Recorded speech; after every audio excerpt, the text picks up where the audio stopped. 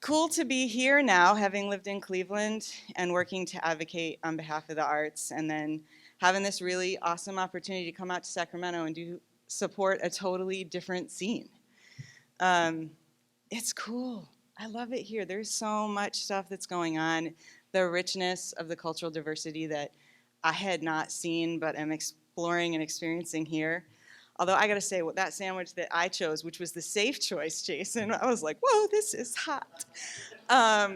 It's really funny. But yeah, I came to Sacramento in September 2020 to take over the Cultural and Creative Economy Manager position for the city. And I just handed that over to Jason Jong, so I feel like, hey, can we give him a shout out? And then I had an opportunity. My boss, Jody Ulick, retired at the end of last year, and it was like, what are you gonna do? You're gonna stick where you are, you're gonna move on, and then you start to have that conversation with yourself, like, who's gonna be in that job? And what's that gonna look like? And so it was like, you know what, take a step up. It's not what brought you here, but maybe from a higher seat you can make even a greater impact than what you've got now. So that's what I'm here to do. So I'm gonna tell you the story of Convention and Cultural Services a little bit. It's not, I will say, I was a little light on the slides, but there's definitely plenty of us to have a lot of conversation because there's a lot going on in our department. And I think that we are like the department of fun for the city. So we'll start with a quote because I think it really speaks to what this department is all about, by a really great human being, Darren Walker from the Ford Foundation. He said, "Art is not a privilege. It is the soul of our civilization, the beating heart of our society. During these perilous and challenging times, we need the arts and humanities more than ever before." And for me, I am so proud to be able to lead the city's Department of Convention and Cultural Services because that is the heart of what we do with so many different partners throughout the city day in and day out. And it is very, very great work. So a couple things here. Our facilitator said it best, that we are concerned with the preservation and development of the cultural and creative life of the city and a vibrant and just tourism and creative economy. And that is one of the things that has, really centered me as I've been here in Sacramento, is that it is not just for one demographic. It is for everyone, and the key part of what we need to do is to make sure that we understand the disparities that are in our field, and surface them, expose them, acknowledge them, and correct for them. And that's what we're trying to do as we move forward in our work. Thanks, Chris. I appreciate you. Right there with me, boss. So we'll start with the Office of Arts and Culture, which I just handed over. This is a cool little mighty team. About what? We have 10 or 11 people on the team right now? Sounds about right. Doing some really, really amazing things. I did leave for you, if you have an opportunity, I left our 2022 annual report for you because it really speaks to the volume of work that this very small team has really taken on to advance the goals and its mandate. So as a note, I'm just curious, how many of you are familiar with the Creative Edge Cultural Plan? Anybody ever heard of that? A few. So about 2017, the city started a planning process, a new cultural planning process. And it was what came out of that cultural planning process in many, many community conversations was the Creative Edge Arts, Culture, and Creative Economy Plan. It was adopted by City Council in 2018, and it is the guiding policy framework for our work. I will say that a lot of people feel like there's so much planning going around and never any action. Too many plans, not enough action. Stop bringing me together. I'm tired of talking. I told you already, etc. So, having heard that, even when I came in and was talking to people, I'm like, all right, let's go. But it's September of 2020, mind you. So everything was shut down. For the first 6 to 9 months I was here, I couldn't actually even interact with a lot of the people that we were serving because everything was closed. But we recognize it's our job to move that forward, and we've been doing it. So just a couple of things. The Office of Arts and Culture is the steward of the plan, and we work with other city and civic partners to advance the goals of the plan. So shout out here actually to Lynette and her team for the community engagement team at the city, because they have been real partners for us as we have endeavored to do the work, get the things out there that we are really trying to do. You guys are awesome, and we love you. So arts education has been a traditional part of the work that we're doing. Historically, we actually worked with, we had a program called Any Given Child, and that program was to place artists in residence in schools throughout the city. We have since transitioned away from doing that work, that direct intervention work, and shifted our focus more towards systems level work. What we're trying to understand is what people have access to in their schools, whether it's what's being provided by their school when it comes to an arts perspective, or what someone else is bringing into the school. So we have a project, it's called Artlook, that we're doing in partnership. We transitioned to Any Given Child. Don't worry, it's still operational, and it's expanding with Sacramento County Office of Education. But we have a project called Artlook, and it's like sacramento.artlookmap.com. You can probably get it if you have the annual report. But what it does is it takes all the school district information and it unites it with all the arts organization information about what they're doing in those schools. And so you can get a really good picture about what's going on at any given school from an arts perspective. And from our vantage point, we're like, that's the information we need. Because we get that information, then we can disaggregate it, and then we can say, hey, who is served and who is not served, and where do we need to devote our resources? So that's where we're going moving forward. Race and cultural equity, another goal of the plan. You heard me speak on that a little bit before, just making sure we're acknowledging the disparities that exist in our field and making sure that we as a grant maker are moving forward and advancing cultural equity within space. Creative economy, I can see a couple of folks in here who participated in some of our creative economy programs. So that's not just arts and culture. There is a much wider way, it's just like huge. What is the potential of the creative economy beyond just some of those things like dance and performance and those things that we see or interact with in the live experience, but everything from game design, AR, VR, music, health, there's just so much going on. And so lots of opportunity there. Our work with artists. And I will say, I have like a real soft spot in my heart for artists because I believe like they are it, right? They are at the core. Everything stems from the work that they do. So I think we should reimagine what we think of when we say a great city. A great city puts artists at the center. We say that we believe in them and we invest in them so that they can create all of those new things that are going to make our lives vibrant.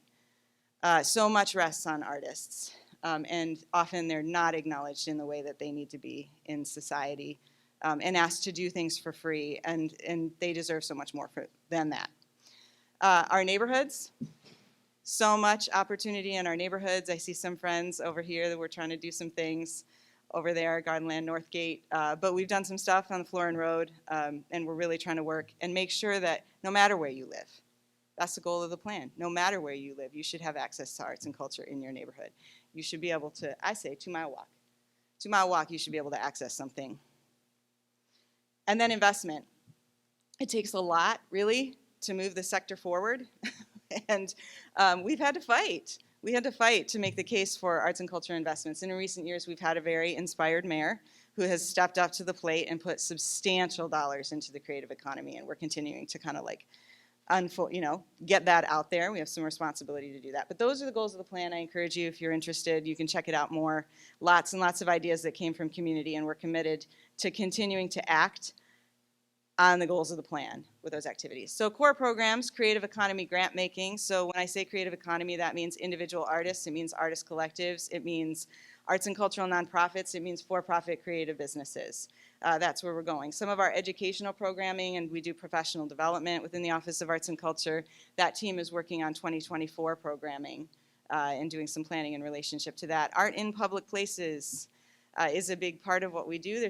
In the city, it has a 2% for specific projects that goes to public art activities when there's public investment in those. So we have a number of those projects that are moving forward, still working on the Convention Center project and some other things. How many of you ever Sacramento Film and Media? Yes? No? There's a lot going on this front. Jennifer West is our film commissioner and doing a lot to recruit and support filmmaking in the region and the filmmakers in the region and attract to and tell the story. And I just have to say we have our Poet Laureate program. Our current program Poet Laureate is Andrew Defy.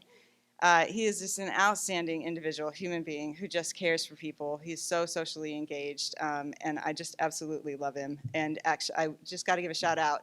October 26th is Sacramento Poetry Day, and this person, in his like capacity, just stepped up to the plate. Right, like poet laureate's kind of honorary, right? You go to an event, does a poem, does the whole thing, and it's not just a poem, like it's a poem. And he just said, we got to just celebrate this. This is on the books in Sacramento. We got to make this a thing. And he created an entire educational program that people can tap into to help support that on Poetry Day. And I just like, inspired, man. It's really great. So those are our core programs. And in addition to that, we're doing a lot of more information gathering in the office. So trying to get a sense of what is the state of the field and what is its impact and what are its issues. So the most recent study that we released is the Sacramento Music Census. We had that in the field in November of 2022. Took some time, get it through the process, and then we recently released it in August. And some of you might have seen that the results of that census, which found that musicians had fewer than, or 80-something% of musicians had fewer than 4 gigs per month, was something that we needed to do something about. A lot of the findings really focused on the regulatory climate for creative activity, permitting, special events permitting, entertainment permit, all of those things came up as being an area of focus that we need to streamline in. And the mayor has stepped up in a big way to help make that, move that forward, and our team is continuing to support. We actually have another one for you, right? We got a creative economy report that's going to be rolling out mid to late October that's focused on what the potential pathways are in the creative economy and where we think Sacramento can really make its play. And we've got a very intentional focus in that research on areas of the creative economy that our BIPOC creative entrepreneurs are sitting in, where they are, where is the broader economic opportunity, where do we think, what does that look like for us in terms of our BIPOC creative entrepreneurs, and how can we really advance that? So I'm really excited to be able to release that report because I think there's a lot of opportunity for us to work in a broad coalition with everybody to advance the folks in that community. How we're investing in the creative community. There was the mayor, with the American Rescue Plan Act, put $10 million towards the creative economy. A couple of those things are that we're working on right now. One of the pieces is arts journalism.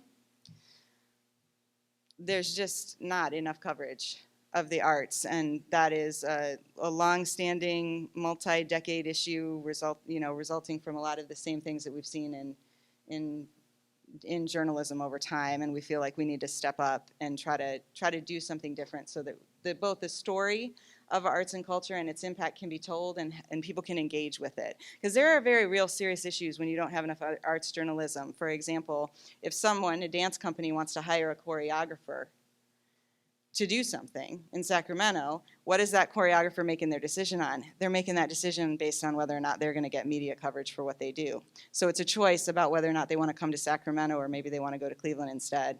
It's not that, it's really, Cleveland's got some situations on the arts journalism front, true, but they make their choices based on that, and that affects talent, and that affects what we're able to produce from a creative perspective. So it's a really important area of focus. Youth workforce development, which is coming, that we're conceiving, hopefully those guidelines will be coming open sometime in January. So the focus of that is youth workforce development in the creative economy, and specifically we're going to be looking at funding projects that are really focused in high potential areas of the creative economy where there's a good amount of economic opportunity.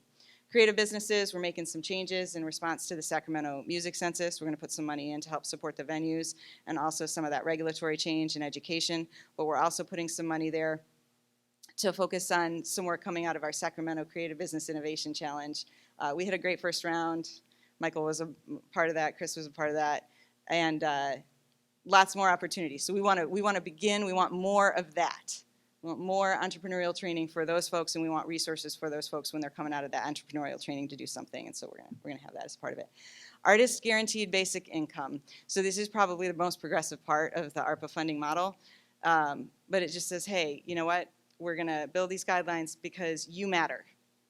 As a part of the community, we'll have 225 artists who will receive a guaranteed basic income through this program. It's still in development. Hopefully that'll come. But it's just the base, right? for them, there's a lot of people that are just, they've got 4 or 5 jobs. But they're not the only people that are facing that, right? There are others. They can't invest in themselves. They're just, picking it together, trying to figure out how to make it work. So we hope that we can contribute to the broader dialogue regarding a guaranteed basic income for others as well. Iconic events. There was some funding that helped support Visit Sacramento. They brought in the Golden Sky Festival with Danny Wimmer, which is a new festival supporting the music scene, and then nonprofit support. A big part of what we're doing. We're going to have another $250,000 grant program rolling out fairly soon, the next month or so, I imagine. So this is the last round of ARPA funding for nonprofit arts and cultural organizations. So I just want to put this out there. If there are people that that you think might be eligible, to look for this, because we want to make sure that we didn't miss anybody if we can. So that was all the city's investment, and then we were successful in securing $11.5 million.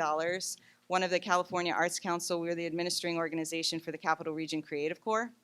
And the cool part of that project is it puts artists to work on communications campaigns related to various issues. So social justice, civic engagement, public health, climate change.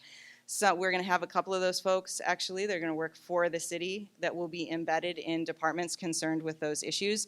And then we've made grants to people throughout the Capital Region for similar projects that are going to put artists to work on those same activities. So it's pretty cool to see artists validated and valued in that way. Clean California, Caltrans put out an RFP, and the city was pretty successful, actually. And we got funding for the Del Rio Trail project. I'm not sure if any of you are familiar with that. So we were able to have a huge public art component to the Del Rio Trail project. And we partnered with the Sojourner Truth African Heritage Museum for the Florin Community Beautification Project. So there's 2 murals down there. There's a third one coming. There's metal installations and education going on about cleaning and all of that. Very, very fun stuff.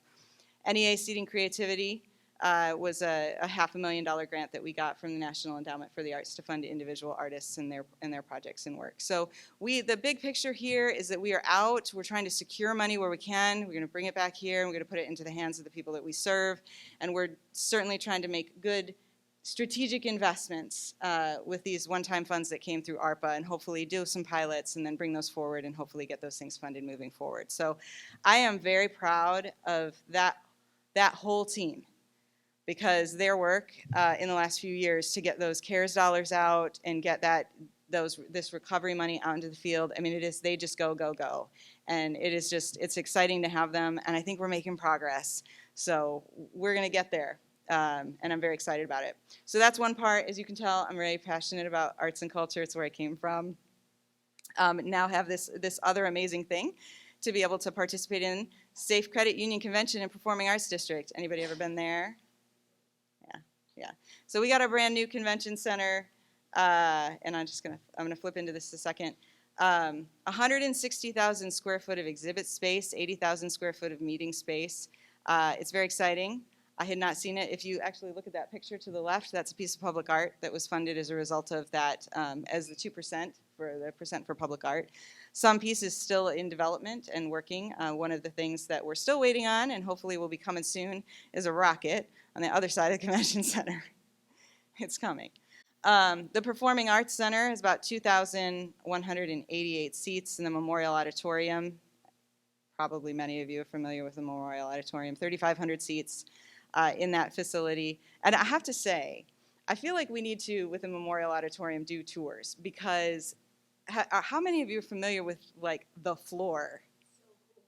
Yeah, this is the coolest thing ever. And if you go underneath it, so the way they get the floor, to get to the rise, right? So you got a concert there or something, you want to make sure from the back to the front, that thing moves. And so we went underneath. I actually went under that and had an opportunity to see this mechanism that makes that possible, and it is pretty cool. I mean, this place has been around since, what do we say, the 1940s, I think. Doing events is really, really exciting. So, yeah, lots of graduations there. Yeah, it's a big part of it. And then some of you may or may not be familiar, in that same building is the Gene Runyon Little Theater, and there's about 200, it's a 272-seat facility. The challenge we have with the Runyon is that when the when the auditorium is booked, right, we're having trouble with some concurrent programming there. So that's my request for the team. Everybody says we can't do concurrent programming. I'm like, all right, tell me how we can do concurrent programming, because it's a 272 seat theater, and the music census is telling us that we need more venues, from 300 to 500 seats. So how can we keep one of our places empty? So that's something that we're working on. A couple of the resident companies that you might be familiar with: Safe Performing Arts Center, Broadway, Sacramento, Sac Philin Opera, Sacramento Ballet, Sacramento Speaker Series. Those are folks that are resident now, and I really would love to have a conversation about what that looks like in the future. So I want to seed that to you, because this is related to your prompt, the big challenge that we have. So be looking for that. We did 330 events in 2022, 500,000 attendees, and $113 million of economic impact based on where we are. I think there's a lot more opportunity for us, to be sure. But it's a great start coming out of the pandemic, for sure. Just as a note, we have a really great partner in Visit Sacramento. They are kind of like our selling partner. So while we operate the facilities, they are out there selling and trying to bring conferences to Sacramento to populate those facilities. And we have had some conversations really about how we can be thinking even more strategically about the nature of the conferences that we're bringing in, so that they can help us advance some of our broader goals. So much more work to be done there, but they're really wonderful partners at Visit Sac. Center for Sacramento History. How many of you have ever heard of the Center for Sacramento History? How many of you think it might be the Sacramento History Museum? Oh, good. Okay. It's a little bit of a branding and identity problem that we have. But the Center for Sacramento History is our third major division within Convention and Cultural Services.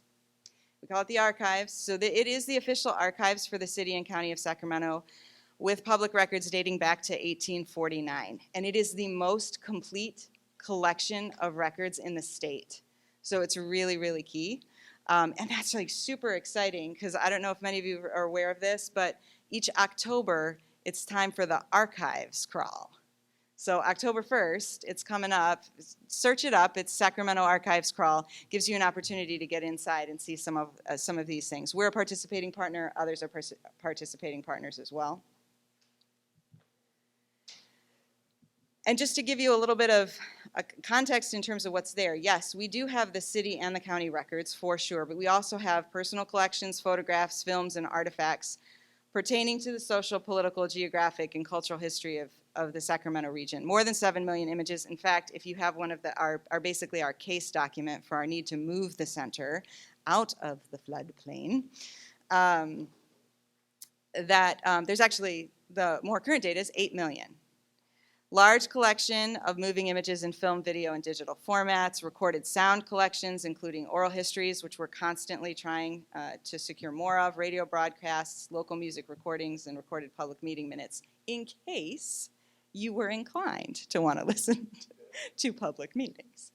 And then, frankly, recognized and utilized nationally and internationally for our film and photo collections. We're regularly having our work featured in documentaries, and so it's a real asset for us. I just want to give a shout out to the center's team, because they are really doing their job over here. They just received the prestigious American Association of State and Local History Award of Excellence for the video series focused on racism in Sacramento. And so they are really very interested in looking at what's in the collection and making sure that the story is told, that those stories that have not been told are told. Our city folks, actually, in our racial equity training, they actually used the racism series. Would sit down and actually had conversations. There have been people who've gone to the center, departments that have gone to the center, and so that we're using that even for our own internal education to make sure that people understand where we're at.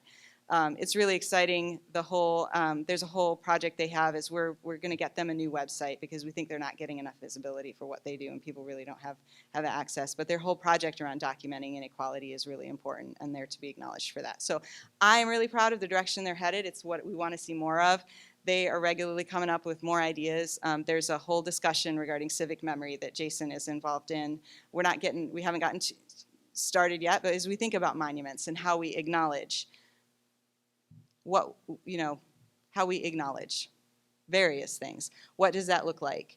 And how do we combine public art and that history to advance a broader civic memory? So it's really, again, I'm telling you, I have like the best team in the city.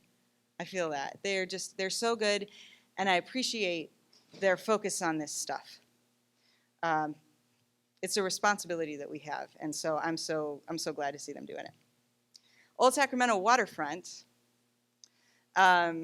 So among other things, actually, the Department of Convention and Cultural Services operates the docks at the Old Sacramento waterfront. We're also responsible for the North and South Public Markets. If I said North and South Public Markets, do you know what I'm talking about?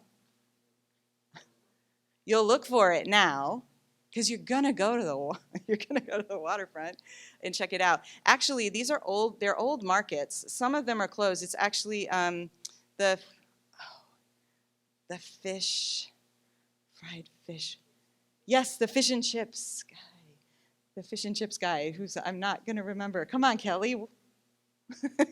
You're feeling me. Anyway, Railroad Fish and Chips. We got it. That's what it is. Railroad Fish and Chips is actually in one part of the South Market. So they actually get in the way of the view of the river, but there's just old markets. Right now, occupied in the North Market is occupied by the Atrium 916, and a bunch of craft artists focused on sustainability.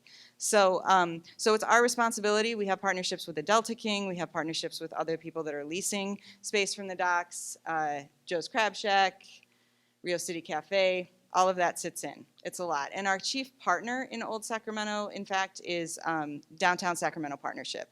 So they're working on, we have contracts with them for much of the safety and the cleaning stuff that they're doing. The interesting thing about Old Sacramento is that there's a lot of players in the space. So State Parks operates down there. We have leases with state parks, so the city is involved down there. And then all of the buildings, much of which you interact with, like, for example, I love donuts. So Danny's Mini Donuts is a favorite of mine, no joke. Those are all private property owners.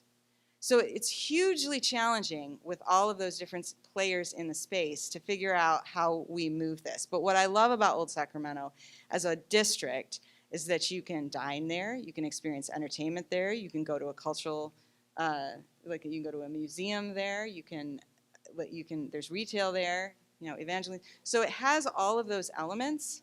So the question is really, how are we going to all, as the partners and people engaged with that, really, really leverage that to make sure that folks can have a good time there.